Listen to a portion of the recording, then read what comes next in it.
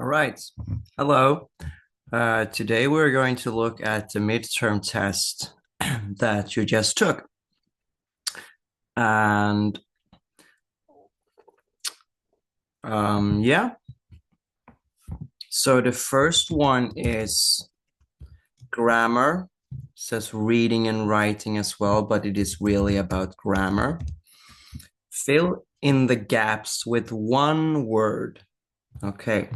So there are other possible options to choose from, but when you're choosing one word, it limits the options. You don't have that many. We are go to university in October, and this would be the future tense. We are going to. We are going to go to university in October. So if you answered two on this question, or if you thought that, oh, two is the correct one, then yes, you are correct. Number two, he's homeless and sleeps a bridge in London. Sleeps on a bridge in London? No, probably not. It's better to sleep under a bridge because that will give you cover from rain. But it could be on a bridge, but you would probably say on top of a bridge. Three, you behave well at school. Did. When you're asking a question, you always start with a helping verb if you're asking a formal question. Um, is your name Johnny? Do you come from Russia? Are you happy? Did you behave well at school? Past tense. Four, did your granddad use smoke a pipe?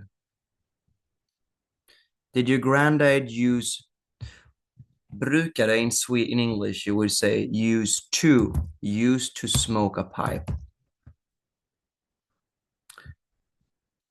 Number five, he's breakfast at the moment. He is eating breakfast. Yeah. Or having. Sorry. He's eating breakfast at the moment. He's having breakfast at the moment. He's I think those are the only two that really works. He's enjoying his breakfast, you could say, but then you need an extra pronoun, his. Six, we are really tired, so going to bed early tonight. We are, which is short for we are. We are actually two words, but if you use this abbreviation, so the short version, it becomes we're, which is one word. Seven, there was in the room, not one person. There was no one or nobody. The rules are a little unclear when to use no one and nobody. In certain contexts, you use nobody. In other contexts, you would use no one. I don't pay attention to the rules that much because it seems to me that not many people are. So I think it's unnecessary. So if you want to say no one, if you want to say nobody, it's okay. Number eight, they told the children that they making too much noise. It would be tempting to write are. They told the children that they are making too much noise. And that would be grammatically correct. But you should not mix present tense and past tense. So it would be better to write were. They told the children that they were making too much noise. Okay, so it happened in the past. If you say are, it means that they told the children in the past that the children are making noise. That means that they're still making noise in the present, but they told them in the future. And it's a little bit complex. It's probably better to just write were. Number nine, eat sugar and fat if you want to lose weight. So don't.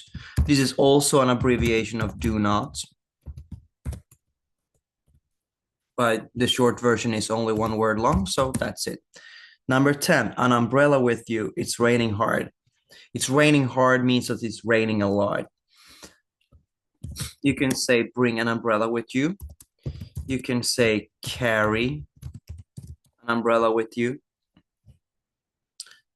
Bring is, however, the best word I would say is the most common one. Okay, that was it. Sorry, a little bit sick. Number 2 is vocabulary, and here you need to choose A, B, or C.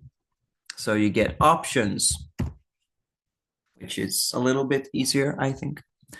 The opposite of natural is deliberate, artificial, or accidental.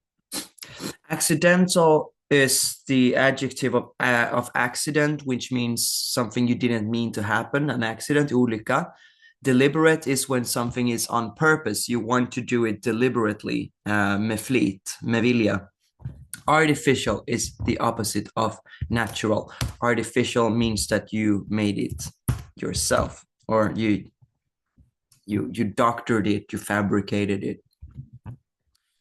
Number 2, the opposite of few is, I wouldn't say this is a perfect opposite, but yes, it is an opposite. It would be countless.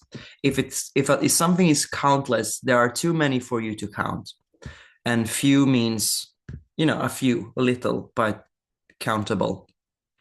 Ambitious is when you have ambition, you want to do a lot of things. And extensive is when something is very long, overtly long. Number 3, he hasn't got anywhere to live. He is, yes, I think you guessed correctly, he is homeless. Intact means that it is fully functional and not destroyed. Successful is that it has some success to it. Rats can live in dangerous habitats, and habitats means places to live. Rats can live in dangerous habitats. They survive anywhere. They can live anywhere. Capture is to catch, and experience is what you get when you train. Number 5, a synonym of harsh is, well, you could make a case that it would be hospitable. When you're hospitable, it means that you are happy to bring people to your home, and being a good host and bra värd, and sharing your things. But kind is better, because a kind person is kind everywhere. A hospitable person is only hospitable in his house or her house. So kind, and kind would be snäll in Swedish. When something is severe, it is serious. Like a severe injury is something that it's a serious injury that you have to treat. 6, rivers are good of drinking water. It's a good place of drinking water. No, it's a good habitat of drinking water. That doesn't make sense. It has to be a source. And a source is where you get things from. Källa. Number 8, is somebody who has done something illegal. And that would be a criminal, right? A logger is someone who works with logs. So in the forest industry, making things out of wood. And a rancher would be someone who works with cows. 9. What? 2, 3, 4, 5, 6, 7, 8. Oh, we missed number 7. Or did we? Yes, we did, I think. Okay, so number 8 is 6 is a source. Okay, 7. A big area of water is, yes, it's a lake. A valley is what you have between hills. You have a valley and you have a hill. Dal in Swedish, Mölndal would be like Mildew Valley or something. Location is place. Number 8, we already did that, and that was criminal. Number 9, avalanches, earthquakes, and hurricanes are natural disasters. Droughts is when there is no rain and everything is very dry. C, landslides are, it's kind of like earthquakes when there are too much water. The ground starts moving and you have flash floods. Översvämning can cause, the landslides can cause översvämning. I don't know the word for landslide in Swedish actually. Markglidning? No. Number 10, tiny drops of water in the air or on land are tiny drops of water in the air. Moisture, and that would be the same as something is damp, fuktigt in Swedish. Dams would be a larger body of water, and floods are översvämning. All right. Let's move on to number 3, grammar again. Here we need to read a little bit. Read the article and complete the sentences. The first letter of the missing word is given. And some students had a lot of trouble with this, which is understandable, because if you don't know or at least think of these words, then this will be difficult. A natural disaster preserves a town for future generations. The eruption, utbrottet, the eruption of the Italian Vesuvius. Okay, so we have an Italian something called Vesuvius, which had an eruption. What has eruptions? Volcanoes. We're also talking about natural disasters, so yeah. In AD 79, so 79 years before year 0, completely buried the ancient Roman city of Pompeii under nearly 6 meters of ash. The eruption destroyed the city and most of its inhabitants. Okay, it destroyed the city and most of its inhabitants was killed.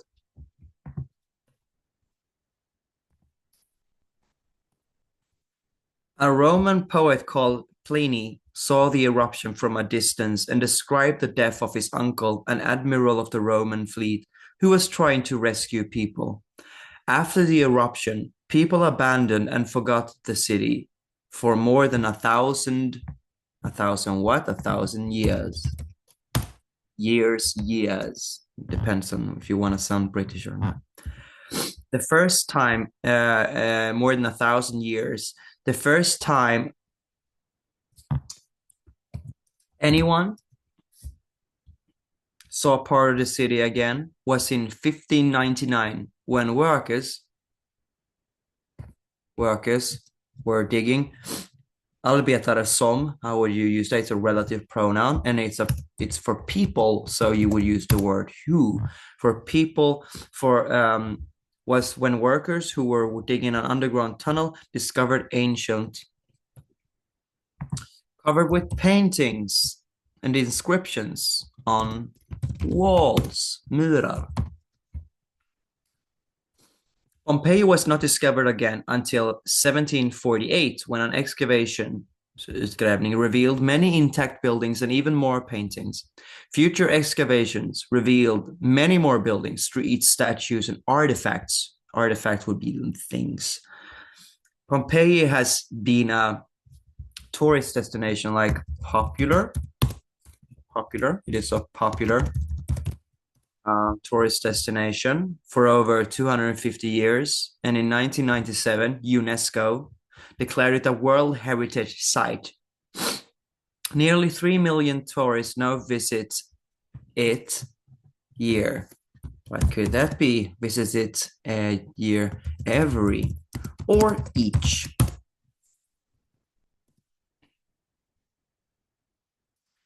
Pompeii is very important for the economy of the region. Many inhabitants of nearby towns are employed in the tourism and hospitality business. So hospitality, like getting people somewhere to sleep. They have they have jobs, right? As taxi or bus drivers, waiters, or hotel staff. They have jobs. Tourists can easily reach the ruins of the ancient site on foot from a nearby train station. That's it. There are also car parks nearby. The parts of the ancient city which are open to the public are extensive, and some tourists spend several days exploring the ruins. That's it. Let's move on to the last one, grammar. And with last one, I mean that we will not be doing writing because this is up to you. It's, 200 words, two paragraphs. Um, this is up to you.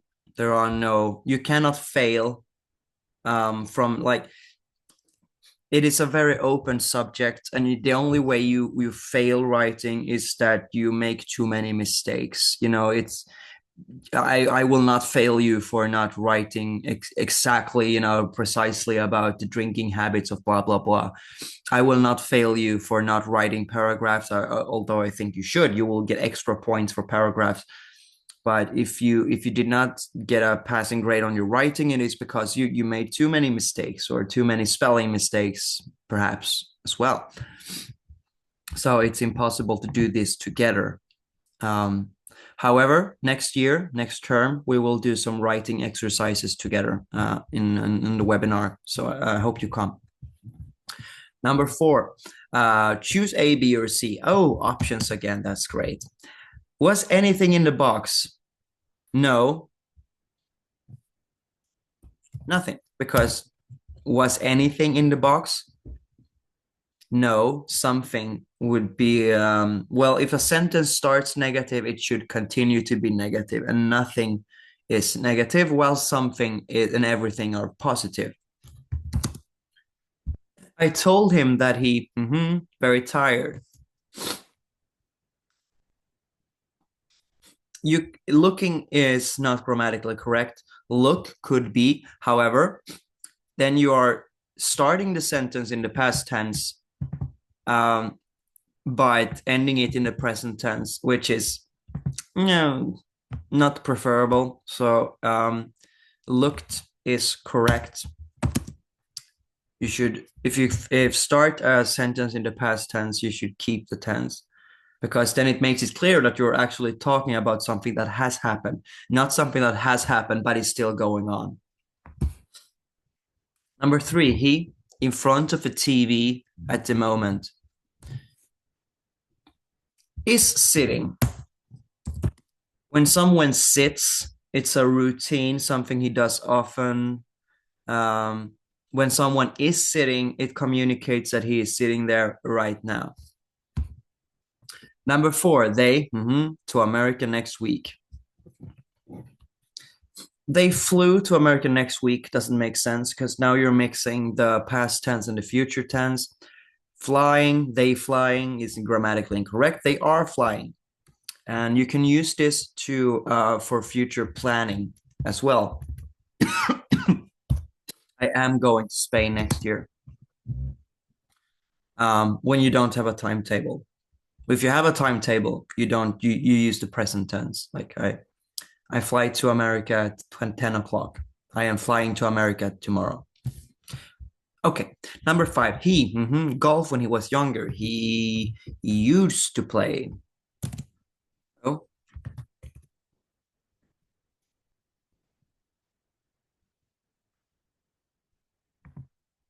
there we are. Okay, 5. He used to play golf when he was younger. He has played golf when he was younger. He has played, and then you need to continue. He has played for many years. He has played until now. He has played. It's a perfect tense. He used to play. Youth is the present tense, and younger means that he was younger. So it's in the past, but it still doesn't make sense. So B, He used to play when he was younger. Han brukade spela när han var yngre. It's the only one that makes sense here. Number 6, you used to read a lot when you were a kid. Yeah. Did. Did you used to read a lot when you were a kid? Have, did, were. Oh, there is one option missing here. I don't know where it is. Number 7, she traveled to the seaside. Train. With train would make sense in Swedish, but this is not Swedish. On train? No, grammatically incorrect. C, by train. By train. If you're doing something with the help of something else, you can do it by. Number 8, we stayed in Paris over a week. At over a week? No. Near over a week? No. Has to be for a week. The other ones don't make sense. How about 9? The post office is the school and the bank. The post office is the school and the bank. Well, you have 2 buildings, so it has to be between them, right?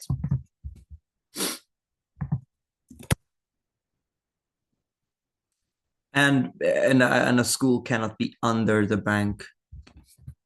Yeah, I guess it could if you had underground tunnels or something, but that so it's ridiculous. Number 10, she be a great teacher. She be a great teacher. She is going to be a great teacher. So the future tense.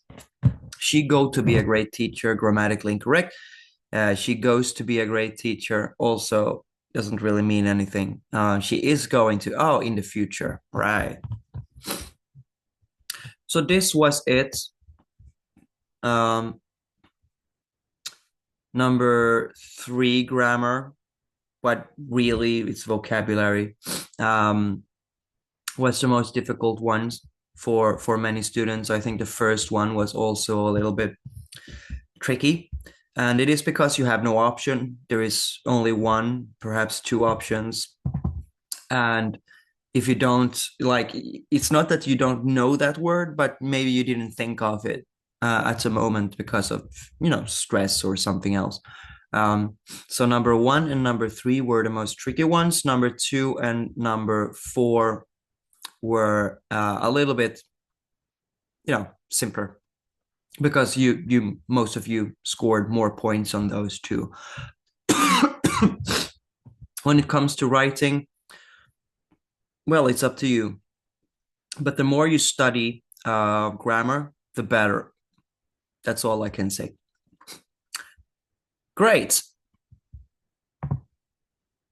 Well, I apologize for no class. I will see you next year. You have a wonderful Christmas. What do you say? Merry Christmas and a Happy New Year. If you want to hand in assignments this week or next week or the week after that, that is fine. That is fine. I, however, will be on vacation next week, so during Christmas. So I will probably not be looking at your assignments. If you want to send me a message, though, sure, go ahead. I might not respond every day, but I will try to look at it anyway, as often as I should. All right. Again, Merry Christmas and a Happy New Year. And I will see you again in January. You will get an email about that or an update in the class forum on Moodle. Goodbye.